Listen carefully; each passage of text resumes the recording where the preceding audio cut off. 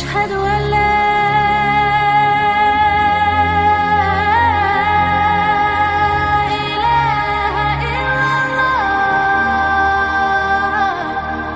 Awal kisah ini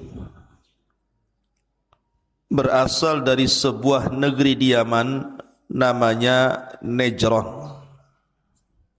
Di Yaman ada satu negeri namanya Najran. Najran ini mayoritas manusianya beragama Nasrani kala itu. Najran mayoritas agamanya kala itu adalah Nasrani. Tetapi tentu Nasrani yang masih berpegang dengan agama Isa ibnu Maryam. Bukan Nasrani yang sudah menuhankan Isa, mengatakan Isa anak Tuhan, Isa satu di antara tiga Tuhan, atau Isa adalah Tuhan itu sendiri. Bukan itu.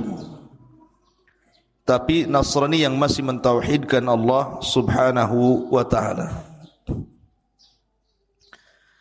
Masalahnya di Najran itu dipimpin oleh seorang raja, rajanya pula Yahudi. Namanya Dzu Nuwas. Dzu Nuwas namanya. Karena Malikul Arab, raja-raja Arab itu biasanya, terutama Raja Yaman, itu selalu namanya dimulai dengan kalimat Dzu. Seperti Dzulqarnain dari Yaman. Dzu Nuwas itu Raja Najran. Lah Dzu Nuwas ini agamanya Yahudi, tetapi masyarakat Najran itu mayoritas Nasrani. Lah akhirnya Dzu Nuwas ini ingin menjadikan Najran ini semua menjadi Yahudi, memaksa rakyatnya untuk berpaling dari agama mereka, dari Nasrani pindah ke Yahudi.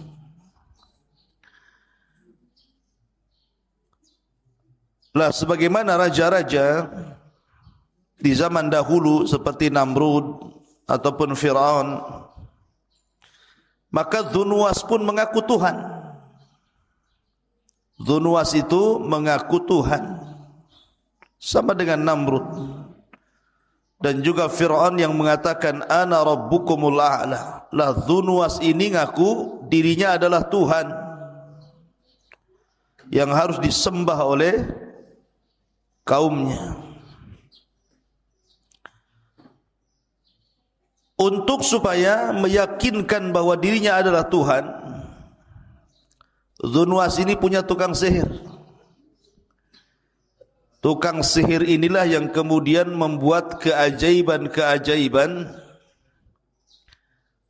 seolah-olah keajaiban itu datang dari Dzu Nuwas, sehingga masyarakatnya merasa ketakutan dan menganggap Dzu Nuwas adalah Tuhan.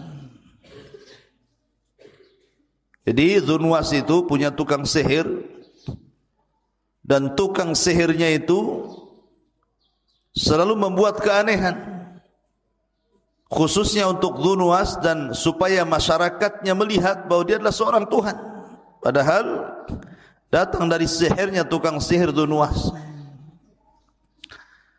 Lah kata tukang sihirnya Dzu Nuwas sudah tua,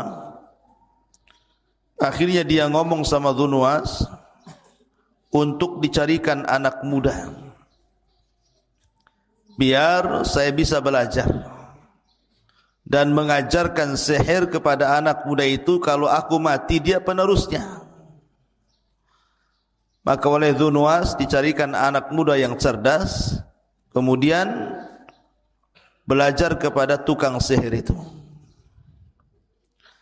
Masalahnya perjalanan dari rumah anak muda ke tukang sihir itu melewati sebuah gereja. Karena di zaman itu agamanya Nasrani mayoritas. Dia penasaran, masuk dia ke gereja. rupanya berjumpa dengan sang rahib. Belajarlah anak muda ini kepada sang rahib, tetapi di satu sisi dia datang ke tukang sihir dan belajar sihir. Jadi dua pelajaran dia belajar. Pertama, belajar tauhid kepada seorang rahib yang ada di gereja itu. Yang kedua, belajar kesyirikan kepada tukang sihir. Itu ilmu yang berseberangan tuh, satu tauhid, satu syirik pula. Satu sihir, satu tentang tauhid.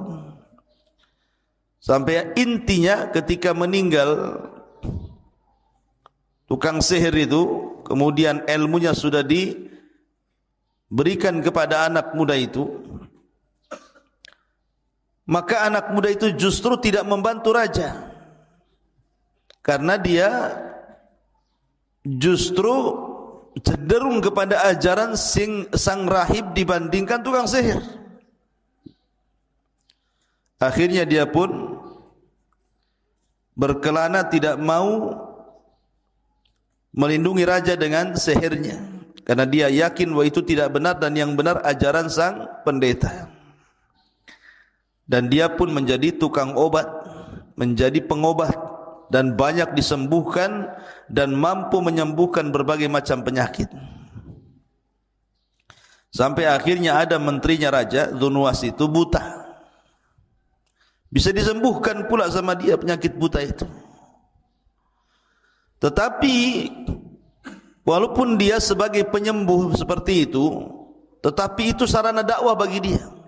Jadi sambil mengobati orang, sambil berdakwah mengajak kepada tauhid. Dan banyak orang yang beriman dengan anak muda ini. Jadi banyak orang yang beriman kepada Allah, mentauhidkan Allah gara-gara anak muda ini. Karena dalam setiap pengobatannya dia mensyaratkan untuk beriman dulu kepada Allah, baru diobati gitu ya. Termasuk Perdana Menteri Dzunwas ini yang buta kemudian melek tadi, dia pun akhirnya beriman dengan Allah gara-gara anak muda itu. Nah, ketika berjumpa dengan Dzunwas, kaget loh. Kamu kemarin buta, kenapa sekarang sudah melihat? Siapa yang menyembuhkan? Maka menteri ini tidak mengatakan anak muda itu, tetapi mengatakan Allah yang menyembuhkanku. Marah Dzunwas. Gimana dia ngaku Tuhan, tiba-tiba kemudian di sampingnya ngomong yang menyembuhkannya Allah. Berarti ada Tuhan selain dia, kan begitu.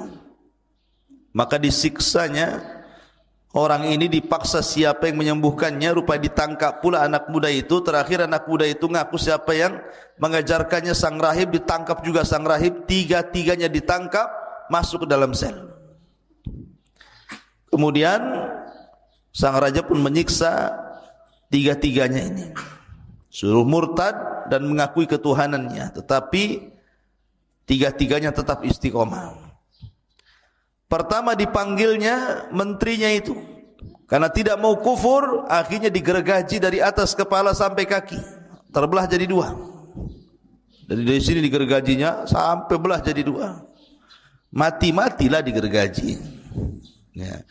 Kemudian gurunya sang anak muda itu dipanggil lagi, sang rahib, suruh murtad enggak mau, digergaji lagi, mati. Anak muda ini ketika mau digergaji, sang raja enggak mau. Saya mau membuat perhitungan dengan anak muda ini, gara-gara dia gaduh semuanya. Akhirnya dia mengutus prajuritnya, bawa anak muda ini, lempar di atas gunung. Akhirnya dibawalah oleh prajurit anak muda ini ke atas gunung. Anak muda ini berdoa kepada Allah agar Allah melindungi dia. Dan Allah kabulkan. Sampai di atas gunung, tiba-tiba gunung itu menggema, gempa besar. Para prajuritnya pada jatuh mati. Gara-gara gempa itu, prajurit yang mengangkat dia ke atas gunung mati semua. Kecuali anak muda itu masih hidup. Dia turun. Kaget sang raja melihat dia masih hidup. Ditangkap lagi anak muda itu. Kata sang raja, bawa dia ke tengah lautan, lempar di tengah lautan. Ketika di tengah lautan, anak muda ini berdoa lagi kepada Allah, tiba-tiba datang ombak menghampas seluruh kapal prajurit raja. Akhirnya karam, mati semua. Anak muda ini masih hidup, tak mati-mati. Ya. Sang raja dengar anak muda itu masih hidup, marah lagi, tangkap anak muda itu.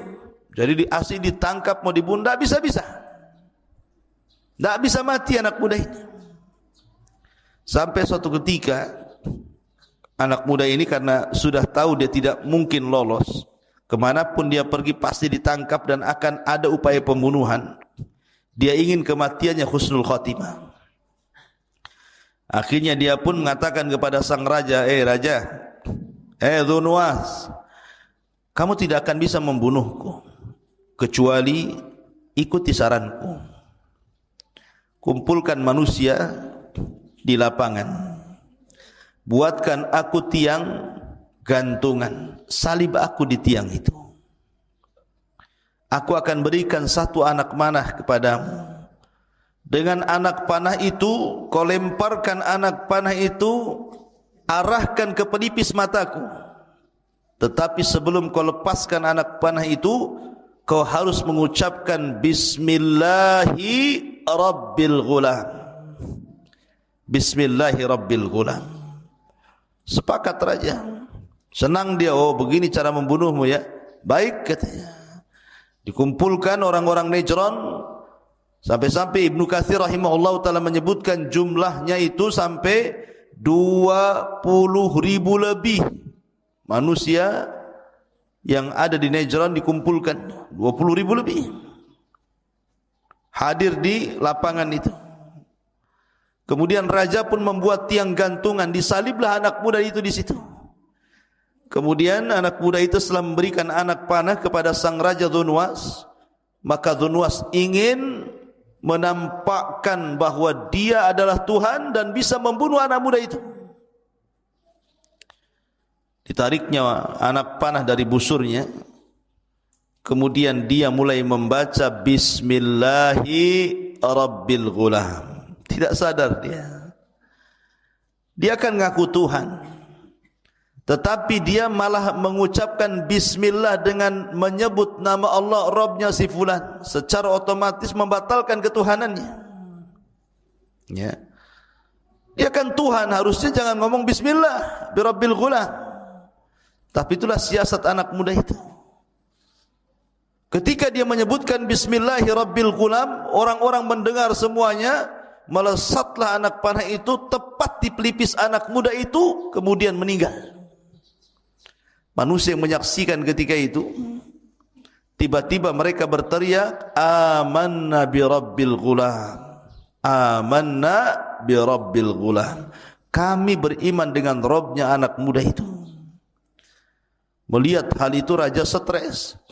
Ini yang beriman 3 orang. Gara-gara matinya anak muda ini yang beriman 20.000 orang. Namanya gugur satu, tumbuh 20.000 tuh. Ya. Jadi raja stres nih.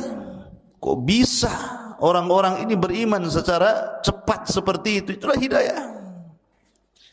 Meninggal saja anak muda ini, bangkit 20.000 orang dan mengatakan amanna bi Rabbil Ghulam. Kami beriman dengan Rabbnya si gulam. Akhirnya sang raja marah dan dia mengatakan kepada prajuritnya, tutup gerbang. Jangan ada satu pun orang-orang itu keluar dari gerbang. Maka ditutuplah sang prajurit, tidak ada boleh keluar dari lapangan itu. Akhirnya satu persatu kata sang raja, buat mereka murtad kembali dan mengakui ketuhananku. Kalau tidak, hukum mereka. Buatkan parit yang sangat besar, masukkan kayu sebanyak-banyaknya, bakar dengan api sebesar-besarnya. Siapapun yang tidak mau mengakui diriku Tuhan, masukkan dia ke dalam api itu. Betul-betul dibuat parit api. Satu persatu dari 20.000 itu suruh murtad. Subhanallah, tidak ada satupun yang murtad. Tidak ada satupun yang murtad. Semua masuk ke dalam api itu. Sampai kepada seorang ibu yang membawa anaknya. Hampir ragu-ragu dia. Masalahnya anak kecilnya itu mau dilemparkan ke api. Tetapi tiba-tiba Allah membuat bicara anak itu dan mengatakan, wahai ibuku, jangan takut. Masuklah kau ke dalam api, karena engkau dan aku akan berjumpa di sorga.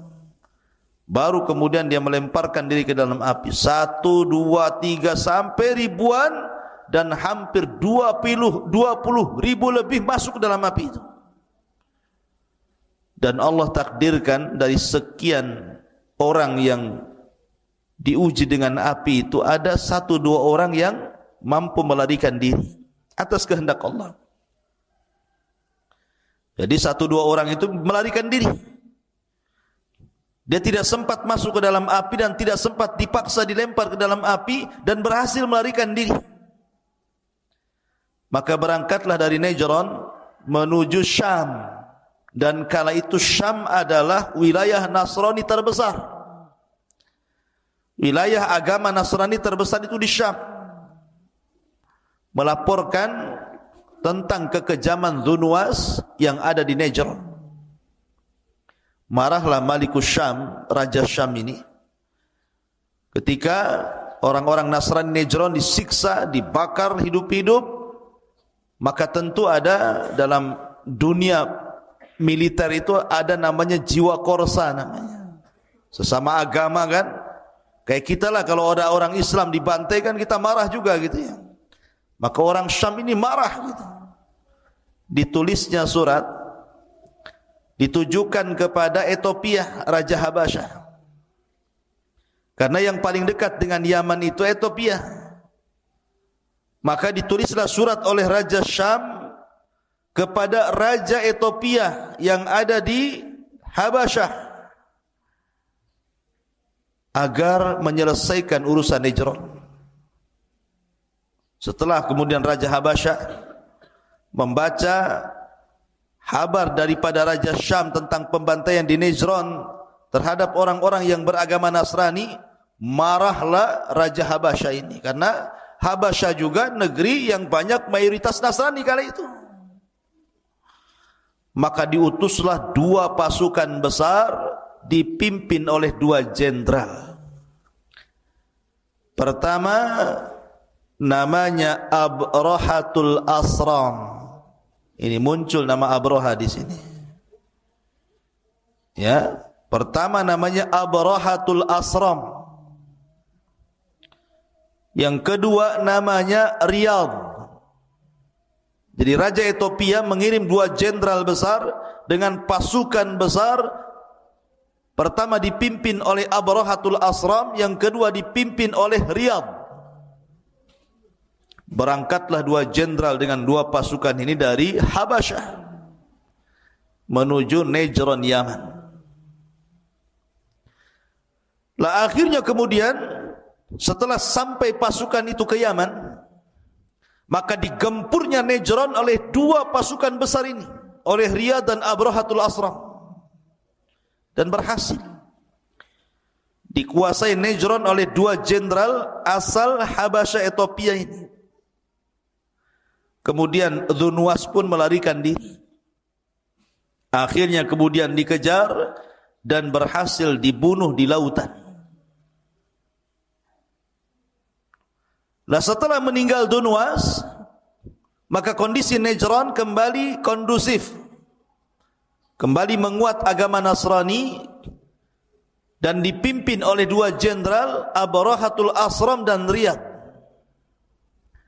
Dalam sebuah daerah, ikhwan, tidak mungkin dipimpin 2 orang. Wali kota saja di Batam 1 sama dengan gubernur 1. Tidak mungkin wali kota dalam satu daerah 2. Bisa pecah kongsi nanti. Makanya ketika itu Abraha, dia licik, dia ingin membunuh Riyadh, supaya dia satu-satunya penguasa Najran di bawah kekuasaan Habasyah, atau di bawah kekuasaan Ethiopia ketika itu. Akhirnya dengan kelicikan Abraha, dengan taktik dan politiknya Abraha, akhirnya Abraha berhasil membunuh kawannya sendiri namanya Riyadh. Ketika Abraha membunuh Riyadh, Marah ini Malikul Habasyah ini, Raja Ethiopia ini, kok bisa jenderalnya dibunuh oleh Abraha. Akhirnya kemudian ngirim surat kepada Abraha, seolah-olah mengatakan, kenapa kau bisa membunuh Riyadh? Kalau kau tidak bisa mendatangkan alasan itu, kami akan datangkan pasukan yang besar dan akan membunuhmu dan akan membunuh pasukan. Akhirnya Abraha pun ingin menangkan Raja Ethiopia. Cerdas Abraha ini. Dibawanya emas-emas dari Yaman, dibawanya barang-barang berharga dari Yaman termasuk tanah Yaman, kemudian dikirim ke Ethiopia dan mengatakan, sesungguhnya kami tidak memberontak Anda wahai raja, kami tetap berada di bawah kekuasaan Ethiopia. Dari situ sang raja akhirnya percaya dengan Abraha, kemudian mengukuhkan kekuasaan Abraha menjadi wakil dari Habasyah Ethiopia untuk memegang Nejron Yaman. Maka jadilah Abraha raja Nejron menggantikan Dzunnuwas. Lah setelah Abraha menjadi raja, Abraha ini kan bukan orang Arab, tidak pandai pun berbahasa Arab. Dia melihat kebiasaan orang-orang Arab. Yaman itu kan Arab, kalau Ethiopia bukan Arab. Jadi melihat kebiasaan orang Yaman. Orang Yaman itu suka datang ke Mekah, mengagungkan Ka'bah setiap setahun sekali. Mereka melakukan haji dan umroh, tentunya ala jahiliyah lah, tapi masih mengagungkan Ka'bah. Terpikirlah oleh Abraha untuk mengalihkan kiblat manusia dari Ka'bah ke Nejron. Gimana caranya orang Arab tidak datang lagi ke Ka'bah dan datang ke Nejron? Akhirnya dibuatlah oleh Abraha itu semacam gereja termegah kala itu, tertinggi kala itu, sampai disebut Kullas. Diambil dari kolam suah. Kolam suah itu peci ya, bahasa Arabnya. Saking tingginya disebut Kullas. Tinggi banget gerejanya itu, tinggi sekali, besar, megah, tinggi gitu kan gerejanya. Sampai kalau negak ke atas itu kopiahnya jatuh, saking tingginya itu, lehernya pegel. Setelah kemudian jadi dengan megahnya, dibangun dengan emas, dibangun dengan benda-benda yang sangat mewah gitu ya. Ketika hendak diresmikan, dikirimlah surat ke kabilah-kabilah Arab agar mereka mau datang ke gerejanya dan meninggalkan Ka'bah. Marahlah orang-orang Arab. Gimana enggak marah? Enggak bisa menggantikan Ka'bah dengan gereja. Siapa yang bisa menggantikan Ka'bah dengan gereja? Tidak ada. Kemarahannya sampai akhirnya seorang laki-laki dari Bani Kinana, seorang anak muda dari Bani Kinana, berjalan kaki dari Mekah menuju Yaman. Kemudian malam-malam masuk ke gereja Abraha, berak pula dia di gereja Abraha. Bukan di toiletnya, di dalam gerejanya. Tetapi kan dia orang musyrik, belum ada Islam ketika itu. Kalau orang Islam tidak boleh ya. Diberakin tuh gereja Abraha. Kurang puas diletakkan surat di situ mengejek Abraha. Bahkan sebagian anak muda yang lain berusaha untuk membakar gereja itu. Bahkan sebagian yang lain berusaha untuk merobohkan gereja itu. Tentu Abraha murka. Bagaimana mungkin orang-orang ini hendak melecehkan dirinya dengan cara menghancurkan gerejanya? Maka dari situ Abraha mencari-cari tahu siapa penyebabnya, apa alasannya. Rupanya penyebabnya adalah karena Ka'bah masih berdiri, masih diagungkan. Kalau Ka'bah tidak dihancurkan, maka akan tetap mereka datang ke Ka'bah mengagungkan Ka'bah, dan percuma mereka tidak mungkin masuk ke gerejanya. Ditambah-tambah orang yang kabilahnya dekat dengan Ka'bah itu pula yang kemudian menghina dirinya dengan cara berak di dalam gereja. Dari situ disiapkan pasukan besar dengan 4 gajah yang ada di depan pasukan itu. Ada yang mengatakan 8 gajah, ada yang mengatakan 4 gajah. Dan gajah yang paling besar namanya Mahmud. Siapa di sini namanya Mahmud? Itu gajahnya Abraha. Jadi gajah yang paling besar namanya Mahmud, yang ditunggangi Abraha. Maksud hati Abraha membawa gajah itu sebenarnya ingin menggeret Ka'bah dari semua sisi pakai rantai. Jadi di rantai diletakkan di ujung Ka'bah sebelah sini, sebelah sini, sebelah sini, sebelah sini. Kemudian gajahnya suruh pergi, nanti Ka'bah itu akan roboh. Itu maksudnya. Membawa Ka'bah itu untuk menghancurkan Ka'bah.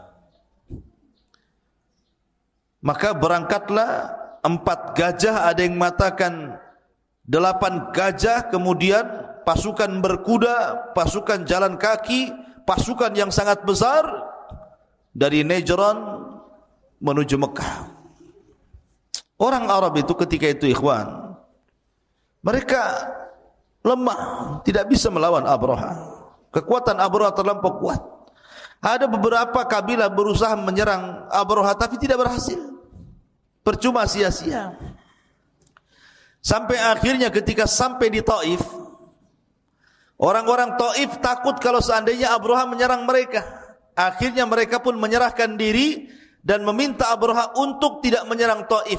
Disangka mau menghancurkan Lata, patungnya orang Taif. Akhirnya orang Taif mengatakan, ya Abraha, Lata bukan Ka'bah. Kau jangan hancurkan Lata, Tuhan kami di sini, Ka'bah di sana. Nanti kami akan berikan engkau penunjuk jalan sampai di Ka'bah, jalan yang paling cepat, jalan pintas dan pantas. Akhirnya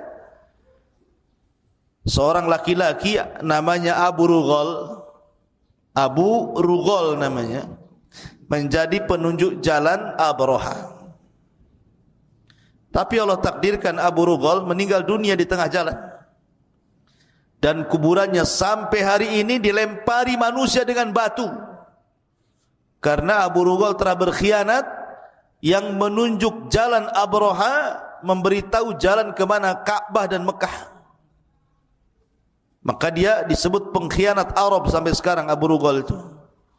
Jadi kalau orang Arab melihat pengkhianat itu disebut Abu Rughal, anta Abu Rughal katanya. Kamu ini pengkhianat.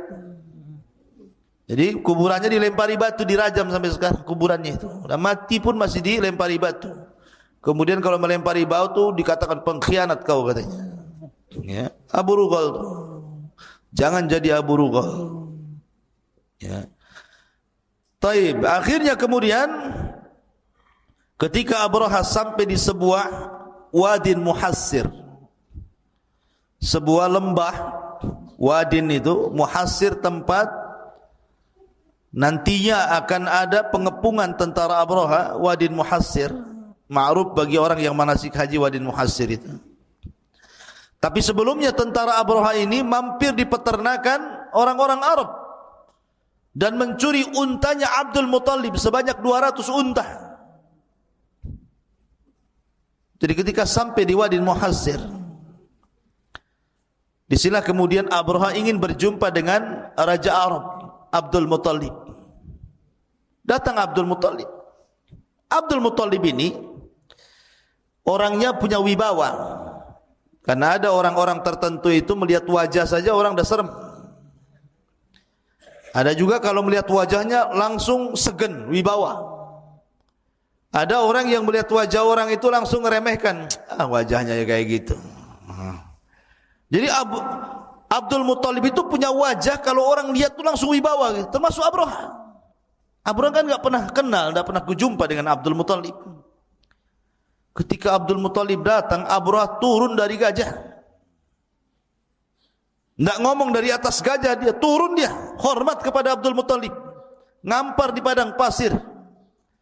Masalahnya dua orang ini tidak paham bahasanya masing-masing. Abdul Muttalib tidak paham bahasa Abraha, Abraha tidak paham bahasa Abdul Muttalib. Terpaksalah menggunakan dua penerjemah. Menerjemahkan Abdul Muttalib dan menerjemahkan Abrahatul Asram.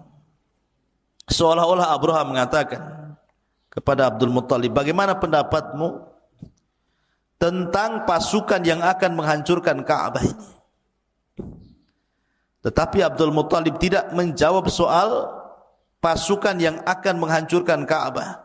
Justru dia mempersoalkan anak muda Abraha yang mencuri unta, 200 unta miliknya.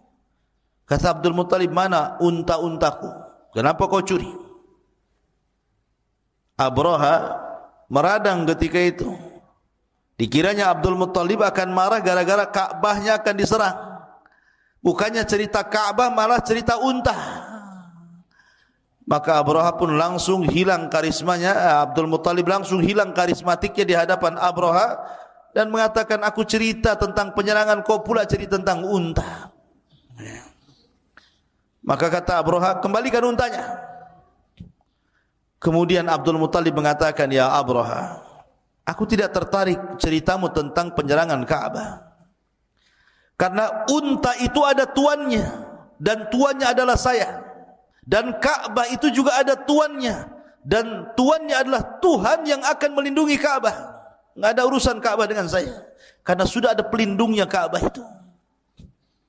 Akhirnya Abdul Muttalib pun mengambil unta-untanya, mengumpulkan kabilah-kabilah di sekitar Arab, kemudian berdoa kepada Allah Azza wa Jalla. Begitulah orang-orang musyrik, di saat genting mereka berdoa kepada Allah.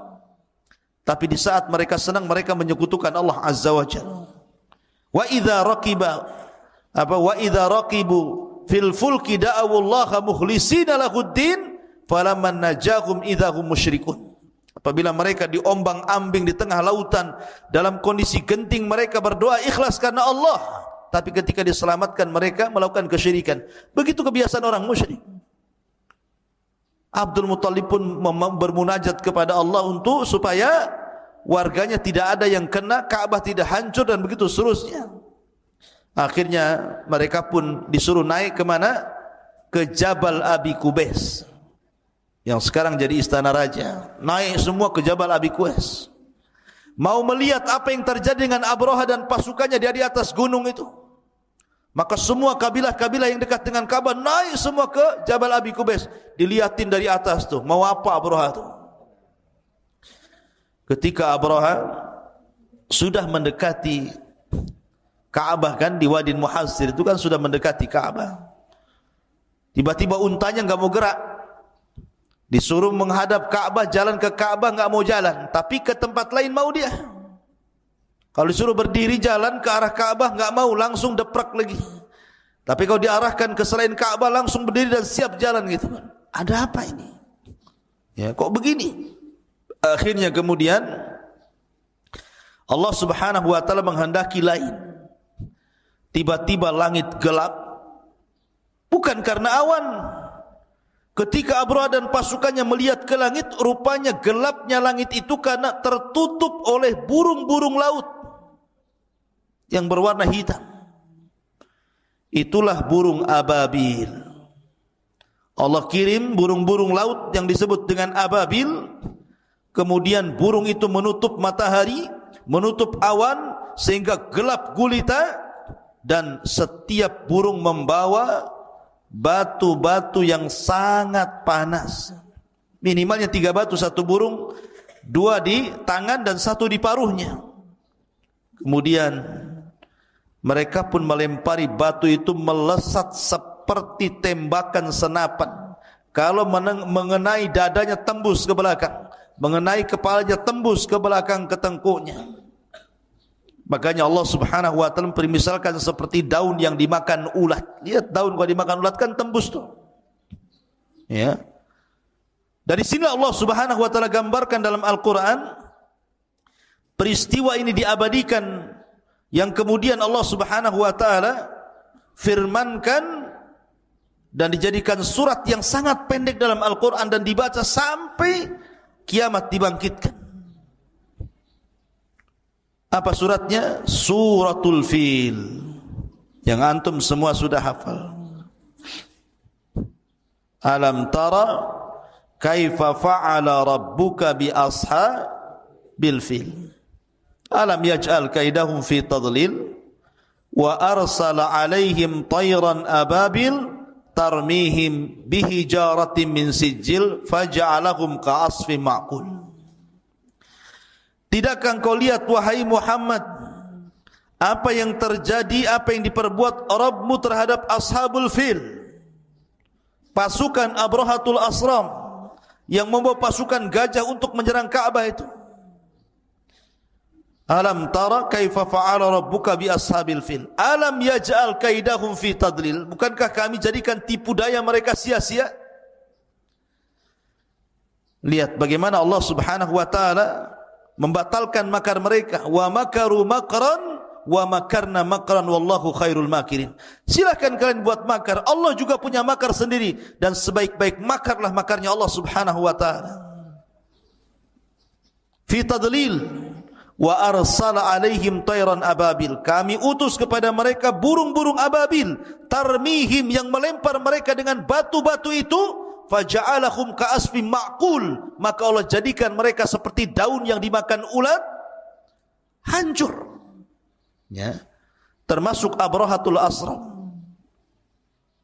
Maka orang itu setiap dilempar oleh batu-batu itu langsung meleleh dagingnya. Tidak ada yang selamat dalam peristiwa ini. Abraha sempat diselamatkan dan sampai di Son'a Yaman, tapi kemudian juga Allah Subhanahu wa taala mengadab Abraha dan tetap mengalami kematian. Maka akhirnya terjadi irhasat, keajaiban-keajaiban dunia, karena setelah peristiwa ini 50 hari lahirlah baginda sallallahu alaihi wasallam sebagai sayyidul anbiya wal mursalin, penutupnya para nabi dan rasul. Dari peristiwa ini 50 hari setelahnya lahirlah Rasulullah. Makanya cerita ashabul fil disebut irhasat. Irhasat itu nama lain daripada mukjizat.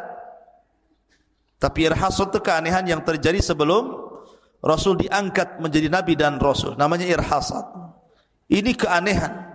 Allah Subhanahu wa taala menangkan orang-orang Mekah dan tanpa ada perlawanan sedikit pun kepada Abrahatul Asram dan pasukannya. Tiba-tiba Allah Subhanahu wa taala mengirim burung. Lihat bagaimana Allah kalau menghancurkan sesuatu itu tidak perlu ngirim buaya, ngirim harimau, enggak perlu, cukup burung laut saja. Ya, terkadang kalau Allah mengadab sebuah kaum itu yang diutus apa? Nyamuk. Ingat Namrud?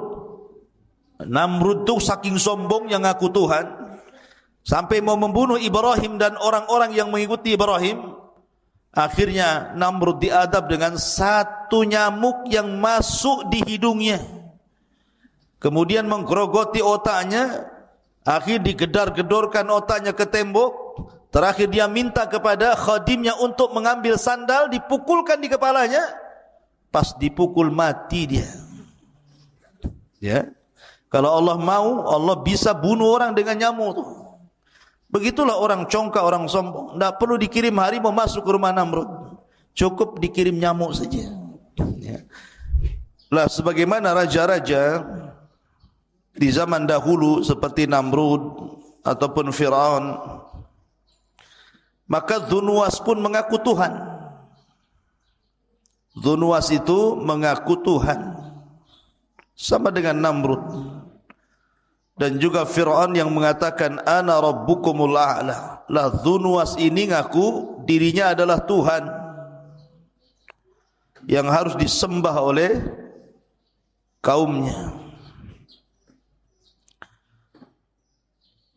Untuk supaya meyakinkan bahwa dirinya adalah Tuhan, Dzunwas ini punya tukang sihir.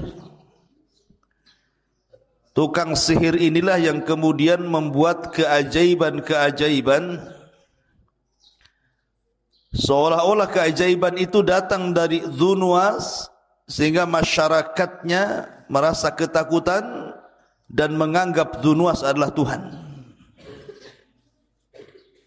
Jadi Dzunwas itu punya tukang sihir, dan tukang sihirnya itu selalu membuat keanehan, khususnya untuk Dzunwas, dan supaya masyarakatnya melihat bahwa dia adalah seorang Tuhan, padahal datang dari sihirnya tukang sihir Dzunwas. Lah kata tukang sihirnya Dzunwas sudah tua, akhirnya dia ngomong sama Dzunwas untuk dicarikan anak muda,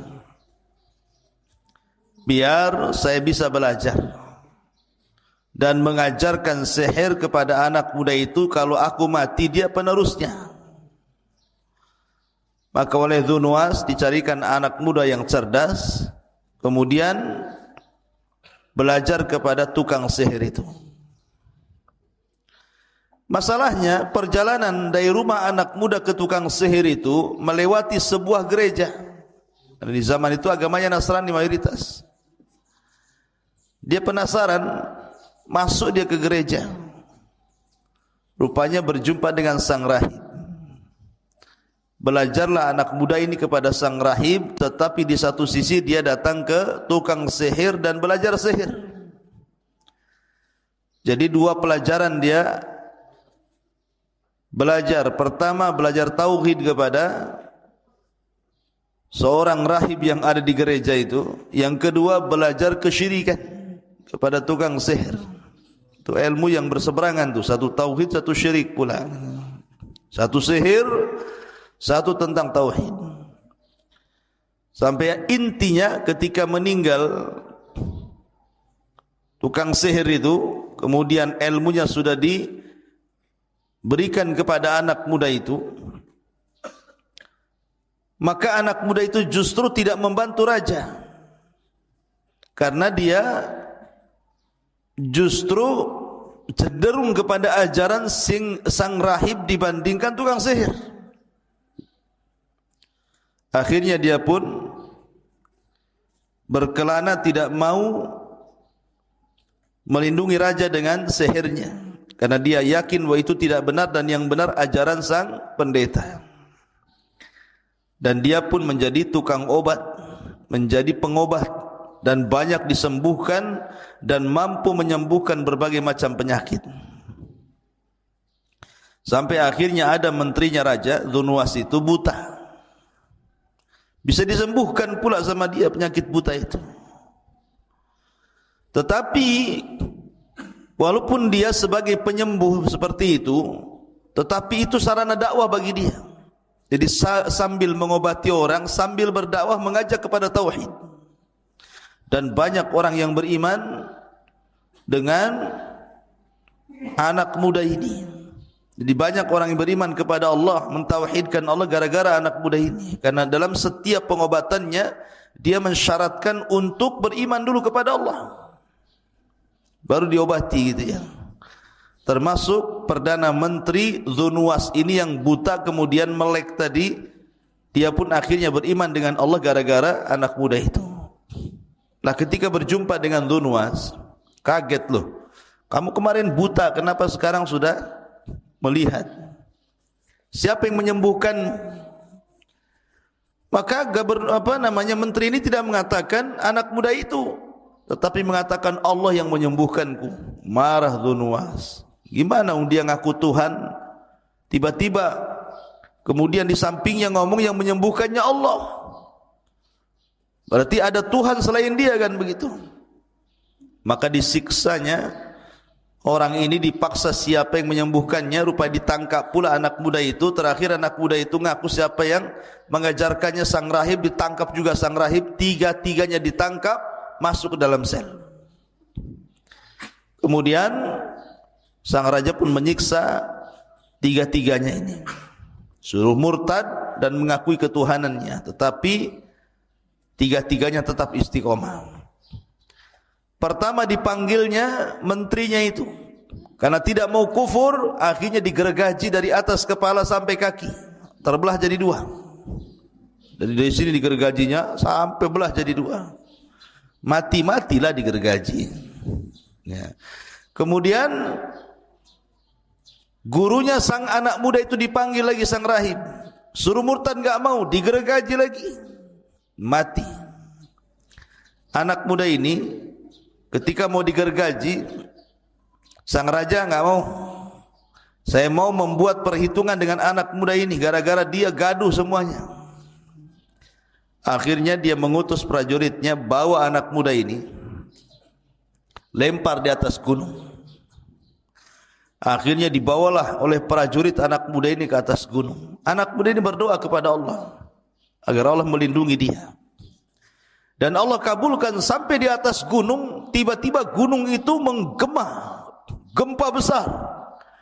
Para prajuritnya pada jatuh mati. Gara-gara gempa itu, prajurit yang mengangkat dia ke atas gunung mati semua. Kecuali anak muda itu masih hidup. Dia turun. Kaget sang raja melihat dia masih hidup. Ditangkap lagi anak muda itu. Kata sang raja, bawa dia ke tengah lautan, lempar di tengah lautan. Ketika di tengah lautan, anak muda ini berdoa lagi kepada Allah. Tiba-tiba datang ombak menghampas seluruh kapal prajurit raja. Akhirnya karam, mati semua. Anak muda ini masih hidup, tak mati-mati. Ya. Sang raja dengar anak muda itu masih hidup, marah lagi, tangkap anak muda itu. Jadi asing ditangkap mau dibunuh, tak bisa-bisa. Tak bisa mati anak muda ini. Sampai suatu ketika anak muda ini karena sudah tahu dia tidak mungkin lolos, kemanapun dia pergi pasti ditangkap dan akan ada upaya pembunuhan. Dia ingin kematiannya husnul khotimah. Akhirnya dia pun mengatakan kepada sang raja, raja, Dzunwas, kamu tidak akan bisa membunuhku kecuali ikuti saranku. Kumpulkan manusia di lapangan, buatkan aku tiang gantungan, salib aku di tiang itu. Aku akan berikan satu anak panah kepadamu. Dengan anak panah itu, kau lemparkan anak panah itu, arahkan ke pelipis mataku. Tetapi sebelum kau lepaskan anak panah itu, kau harus mengucapkan Bismillahi Rabbil Ghulam. Bismillahi Rabbil Ghulam. Sepakat raja. Senang dia, oh begini cara membunuhmu ya. Baik katanya. Dikumpulkan orang-orang Najran.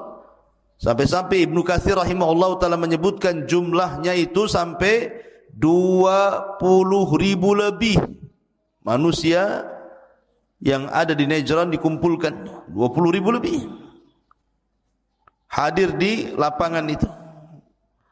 Kemudian raja pun membuat tiang gantungan, disaliblah anak muda itu di situ. Kemudian anak muda itu setelah memberikan anak panah kepada sang raja Dzunwas, maka Dzunwas ingin menampakkan bahawa dia adalah Tuhan dan bisa membunuh anak muda itu. Ditariknya anak panah dari busurnya. Kemudian dia mulai membaca Bismillahi Rabbil Ghulam. Tidak sadar dia. Dia akan ngaku Tuhan. Tetapi dia malah mengucapkan Bismillah dengan menyebut nama Allah, Rabbnya si fulan. Secara otomatis membatalkan ketuhanannya. Ya. Dia kan Tuhan, harusnya jangan ngomong Bismillah Birabbil Ghulam. Tapi itulah siasat anak muda itu. Ketika dia menyebutkan Bismillahi Rabbil Ghulam, orang-orang mendengar semuanya, melesatlah anak panah itu tepat di pelipis anak muda itu, kemudian meninggal. Manusia yang menyaksikan ketika itu, tiba-tiba mereka berteriak, Amanna bi Rabbil Ghulam.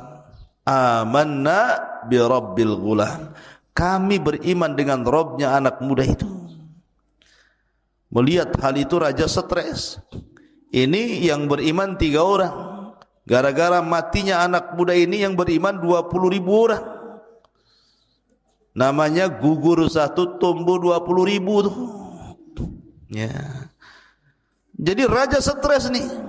Kok bisa orang-orang ini beriman secara cepat seperti itu? Itulah hidayah.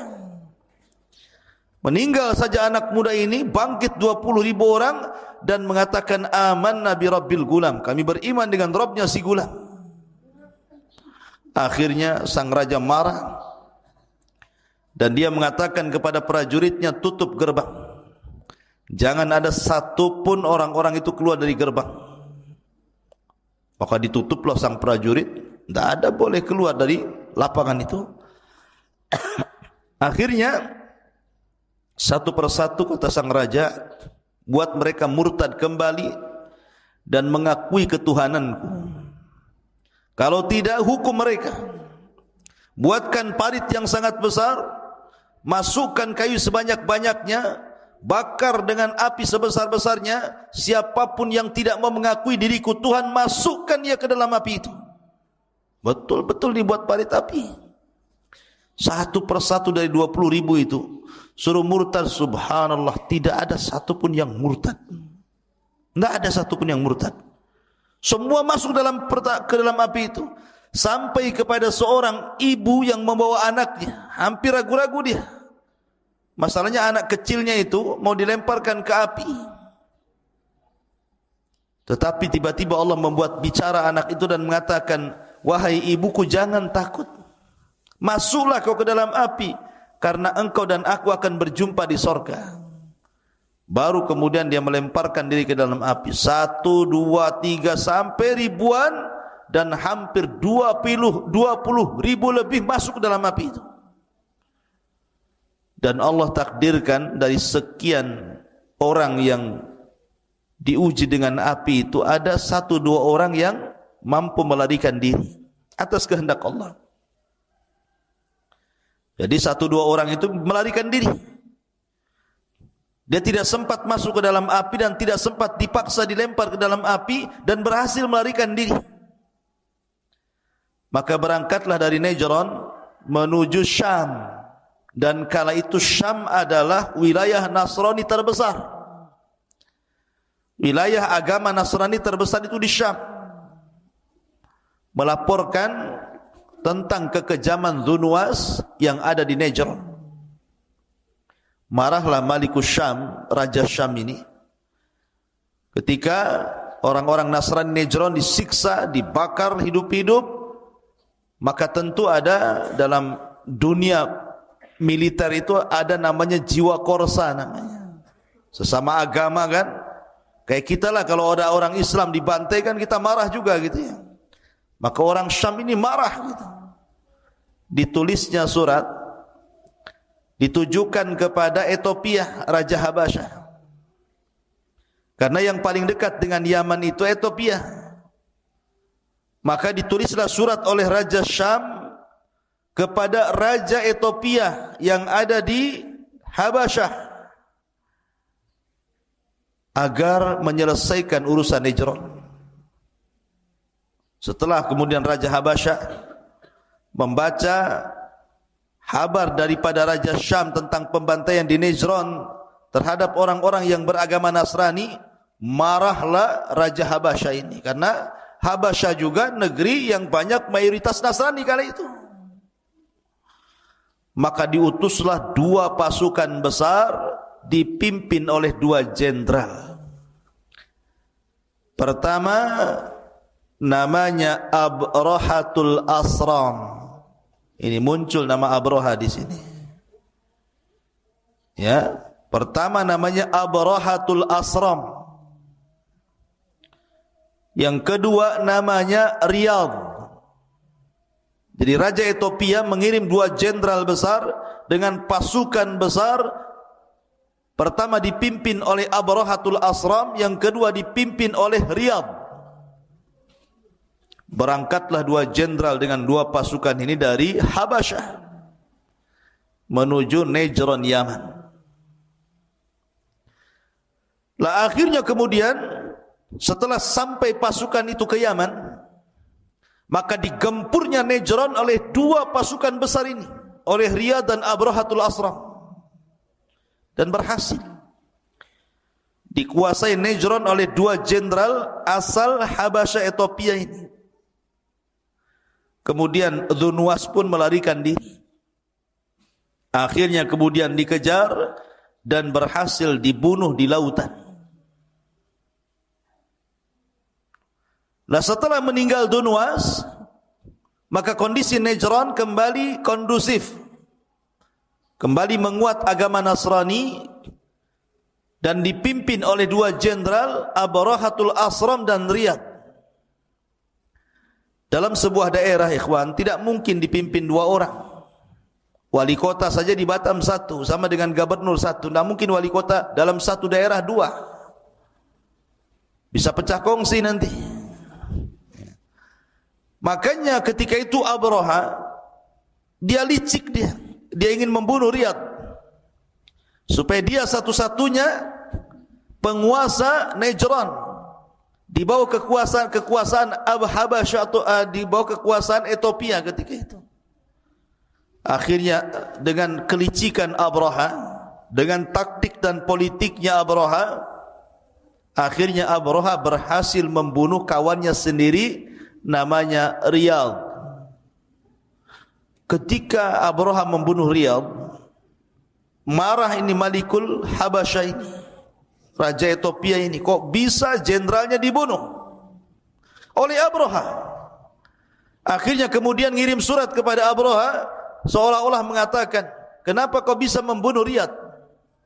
Kalau kau tidak bisa mendatangkan alasan itu, kami akan datangkan pasukan yang besar dan akan membunuhmu dan akan membunuh pasukan. Akhirnya Abraha pun ingin menangkan Raja Ethiopia. Cerdas Abraha ini. Dibawanya emas-emas dari Yaman, dibawanya barang-barang berharga dari Yaman, termasuk tanah Yaman. Kemudian dikirim ke Ethiopia dan mengatakan, sesungguhnya kami tidak memberontak Anda wahai raja. Kami tetap berada di bawah kekuasaan Ethiopia. Dari situ sang raja akhirnya percaya dengan Abraha, kemudian mengukuhkan kekuasaan Abraha menjadi wakil dari Habasyah Ethiopia untuk memegang Najran Yaman. Maka jadilah Abraha raja Najran menggantikan Dzunnuwas. Lah setelah Abraha menjadi raja, Abraha ini kan bukan orang Arab, tidak pandai pun berbahasa Arab. Dia melihat kebiasaan orang-orang Arab. Yaman itu kan Arab, kalau Ethiopia bukan Arab. Jadi melihat kebiasaan orang Yaman. Orang Yaman itu suka datang ke Mekah, mengagungkan Ka'bah setiap setahun sekali. Mereka melakukan haji dan umroh, tentunya ala jahiliyah lah, tapi masih mengagungkan Ka'bah. Terpikirlah oleh Abraha untuk mengalihkan kiblat manusia dari Ka'bah ke Najran. Gimana caranya orang Arab tidak datang lagi ke Ka'bah dan datang ke Najran? Akhirnya dibuatlah oleh Abraha itu semacam gereja termegah kala itu, tertinggi kala itu, sampai disebut Kullas. Diambil dari kolam suah. Kolam suah itu peci ya, bahasa Arabnya. Saking tingginya disebut Kullas. Tinggi banget gerejanya itu. Tinggi sekali, besar, megah, tinggi gitu kan gerejanya. Sampai kalau negak ke atas itu kopiahnya jatuh. Saking tingginya itu, lehernya pegel. Setelah kemudian jadi dengan megahnya, dibangun dengan emas, dibangun dengan benda-benda yang sangat mewah gitu ya. Ketika hendak diresmikan, dikirimlah surat ke kabilah-kabilah Arab agar mereka mau datang ke gerejanya dan meninggalkan Ka'bah. Marahlah orang-orang Arab. Gimana enggak marah? Enggak bisa menggantikan Ka'bah dengan gereja. Siapa yang bisa menggantikan Ka'bah dengan gereja? Enggak ada. Kemarahannya sampai akhirnya seorang laki-laki dari Bani Kinana, seorang anak muda dari Bani Kinana, berjalan kaki dari Mekah menuju Yaman. Kemudian malam-malam masuk ke gereja Abraha, berak pula dia di gereja Abraha. Bukan di toiletnya, di dalam gerejanya. Tetapi kan dia orang musyrik, belum ada Islam ketika itu. Kalau orang Islam tidak boleh ya. Diberakin tuh gereja Abraha. Kurang puas diletakkan surat di situ mengejek Abraha. Bahkan sebagian anak muda yang lain berusaha untuk membakar gereja itu. Bahkan sebagian yang lain berusaha untuk merobohkan gereja itu. Tentu Abraha murka. Bagaimana mungkin orang-orang ini hendak melecehkan dirinya dengan cara menghancurkan gerejanya? Maka dari situ Abraha mencari-cari tahu siapa penyebabnya, apa alasannya.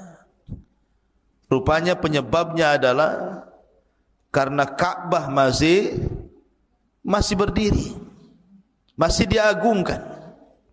Kalau Ka'bah tidak dihancurkan, maka akan tetap mereka datang ke Ka'bah mengagungkan Ka'bah, dan percuma mereka tidak mungkin masuk ke gerejanya. Ditambah-tambah orang yang kabilahnya dekat dengan Ka'bah itu pula yang kemudian menghina dirinya dengan cara berak di dalam gereja.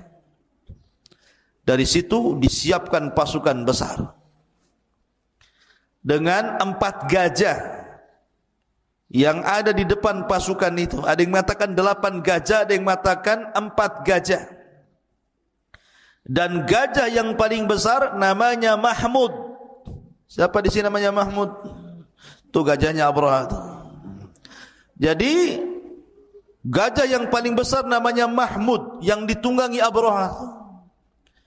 Maksud hati Abraha membawa gajah itu sebenarnya ingin menggeret Ka'bah dari semua sisi pakai rantai. Jadi di rantai diletakkan di ujung Ka'bah sebelah sini, sebelah sini, sebelah sini, sebelah sini. Kemudian gajahnya suruh pergi, nanti Ka'bah itu akan roboh. Itu maksudnya. Membawa Ka'bah itu untuk menghancurkan Ka'bah. Maka berangkatlah 4 gajah, ada yang mengatakan 8 gajah, kemudian pasukan berkuda, pasukan jalan kaki, pasukan yang sangat besar dari Najran menuju Mekah. Orang Arab itu ketika itu ikhwan, mereka lemah, tidak bisa melawan Abraha. Kekuatan Abraha terlampau kuat. Ada beberapa kabilah berusaha menyerang Abraha tapi tidak berhasil. Percuma, sia-sia. Sampai akhirnya ketika sampai di Taif, orang-orang Taif takut kalau seandainya Abraha menyerang mereka. Akhirnya mereka pun menyerahkan diri dan meminta Abraha untuk tidak menyerang Taif. Disangka mau menghancurkan Lata, patungnya orang Taif.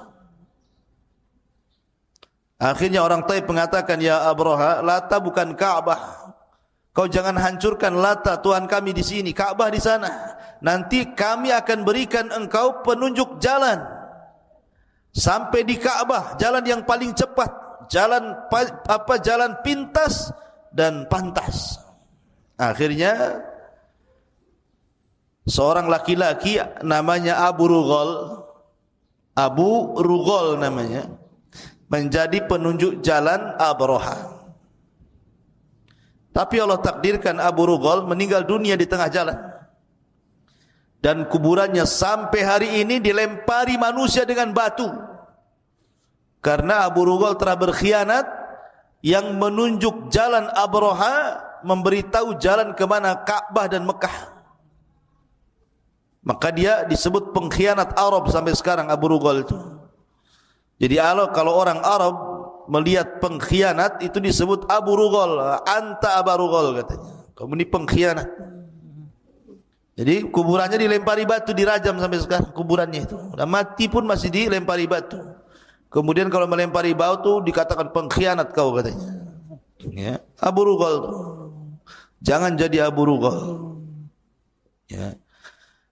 Taib. Akhirnya kemudian ketika Abraha sampai di sebuah wadin muhassir, sebuah lembah, wadin itu muhassir, tempat nantinya akan ada pengepungan tentara Abraha, wadin muhassir, ma'ruf bagi orang yang manasik haji wadin muhassir itu.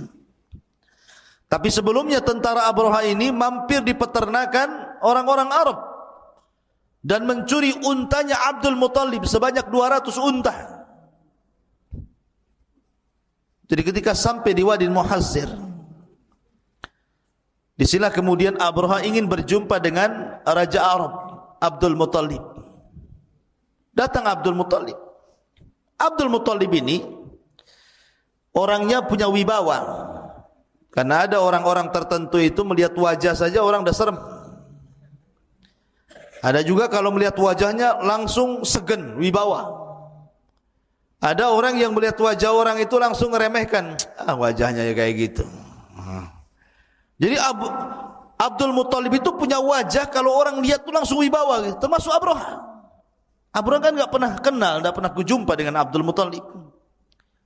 Ketika Abdul Muttalib datang, Abraha turun dari gajah. Enggak ngomong dari atas gajah, dia turun, dia hormat kepada Abdul Muttalib. Ngampar di padang pasir. Masalahnya dua orang ini tidak paham bahasanya masing-masing. Abdul Muttalib tidak paham bahasa Abraha, Abraha tidak paham bahasa Abdul Muttalib. Terpaksalah menggunakan dua penerjemah. Menerjemahkan Abdul Muttalib dan menerjemahkan Abrahatul Asram. Seolah-olah Abraha mengatakan kepada Abdul Muttalib, bagaimana pendapatmu tentang pasukan yang akan menghancurkan Ka'bah ini?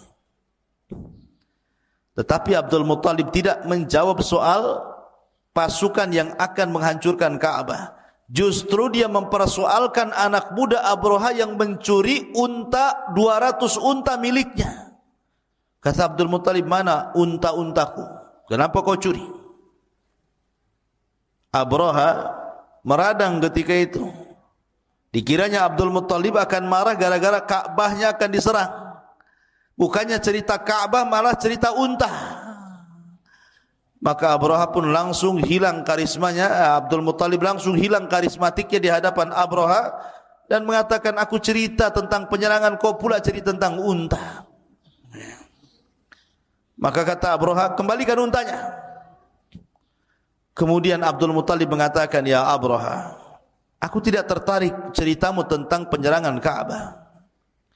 Karena unta itu ada tuannya, dan tuannya adalah saya.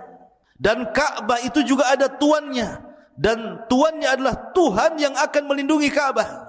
Enggak ada urusan Ka'bah dengan saya, karena sudah ada pelindungnya Ka'bah itu. Akhirnya Abdul Muttalib pun mengambil unta-untanya, mengumpulkan kabilah-kabilah di sekitar Arab, kemudian berdoa kepada Allah Azza wa Jalla. Begitulah orang-orang musyrik, di saat genting mereka berdoa kepada Allah, tapi di saat mereka senang mereka menyekutukan Allah Azza wa Jalla. Wa idza raqibu fil fulki da'awullaha mukhlishina lahuddin falamman najahum idzahum musyrikun. Apabila mereka diombang-ambing di tengah lautan dalam kondisi genting, mereka berdoa ikhlas karena Allah, tapi ketika diselamatkan mereka melakukan kesyirikan. Begitu kebiasaan orang musyrik. Abdul Muttalib pun bermunajat kepada Allah untuk supaya warganya tidak ada yang kena, Ka'bah tidak hancur, dan begitu seterusnya.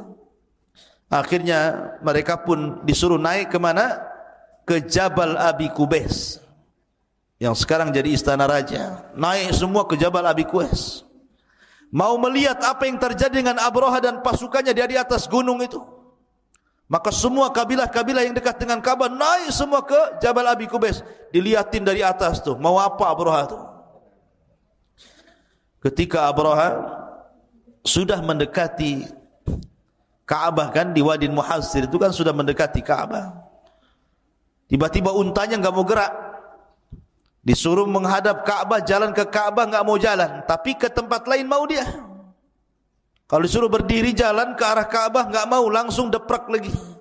Tapi kalau diarahkan ke selain Ka'bah langsung berdiri dan siap jalan gitu. Ada apa ini? Ya, kok begini? Akhirnya kemudian Allah Subhanahu wa taala menghendaki lain. Tiba-tiba langit gelap, bukan karena awan. Ketika Abraha dan pasukannya melihat ke langit, rupanya gelapnya langit itu karena tertutup oleh burung-burung laut yang berwarna hitam. Itulah burung ababil. Allah kirim burung-burung laut yang disebut dengan ababil. Kemudian burung itu menutup matahari, menutup awan, sehingga gelap gulita, dan setiap burung membawa batu-batu yang sangat panas. Minimalnya 3 batu satu burung, 2 di tangan dan 1 di paruhnya. Kemudian mereka pun melempari batu itu melesat seperti tembakan senapan. Kalau mengenai dadanya tembus ke belakang, mengenai kepalanya tembus ke belakang ke tengkuknya. Makanya Allah Subhanahu wa taala permisalkan seperti daun yang dimakan ulat. Lihat daun kalau dimakan ulat kan tembus tuh. Ya. Dari sini Allah Subhanahu wa taala gambarkan dalam Al-Qur'an peristiwa ini diabadikan, yang kemudian Allah Subhanahu wa taala firmankan dan dijadikan surat yang sangat pendek dalam Al-Qur'an dan dibaca sampai kiamat dibangkitkan. Apa suratnya? Suratul Fil, yang antum semua sudah hafal. Alam tara kaifa fa'ala rabbuka bi ashabil fil. Alam yaj'al kaidahum fi tadlil wa arsala alaihim tayran ababil tarmihim bihijaratin min sijil faja'alahum ka'asfin ma'kul. Tidakkah engkau lihat wahai Muhammad apa yang terjadi, apa yang diperbuat Rabbmu terhadap ashabul fil, pasukan Abrahatul Asram yang membawa pasukan gajah untuk menyerang Ka'bah itu. Alam tara kaifa fa'ala rabbuka bi ashabil fil alam yaj'al kaidahum fi tadlil. Bukankah kami jadikan tipu daya mereka sia-sia? Lihat bagaimana Allah Subhanahu wa taala membatalkan makar mereka. Wa makaru makran wa makarna makran wallahu khairul makirin. Silakan kalian buat makar, Allah juga punya makar sendiri, dan sebaik-baik makarlah makarnya Allah Subhanahu wa taala. Fi tadlil wa arsala alaihim tayran ababil. Kami utus kepada mereka burung-burung ababil, tarmihim, yang melempar mereka dengan batu-batu itu, faja'alahum ka'asfin ma'kul, maka Allah jadikan mereka seperti daun yang dimakan ulat, hancur. Ya, termasuk Abrahatul Asram. Maka orang itu setiap dilempar oleh batu-batu itu langsung meleleh dagingnya. Tidak ada yang selamat dalam peristiwa ini.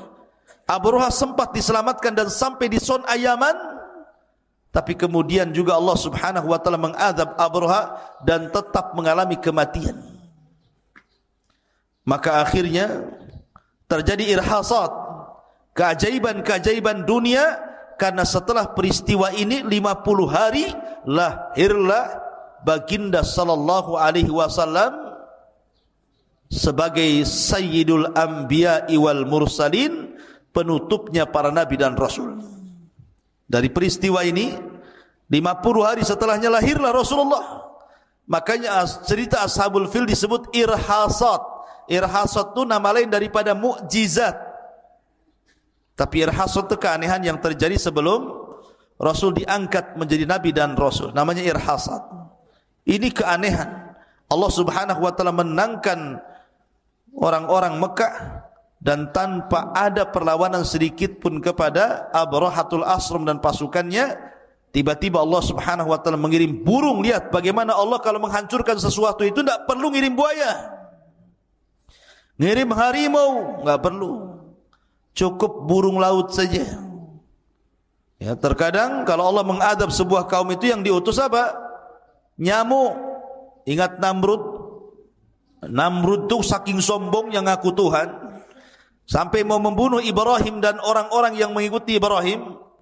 Akhirnya Namrud diadab dengan satu nyamuk yang masuk di hidungnya, kemudian menggerogoti otaknya. Akhir digedar-gedorkan otaknya ke tembok. Terakhir dia minta kepada khadimnya untuk mengambil sandal, dipukulkan di kepalanya. Pas dipukul mati dia. Ya, kalau Allah mau, Allah bisa bunuh orang dengan nyamuk. Begitulah orang congkak, orang sombong. Tidak perlu dikirim harimau masuk ke rumah Namrud, cukup dikirim nyamuk saja.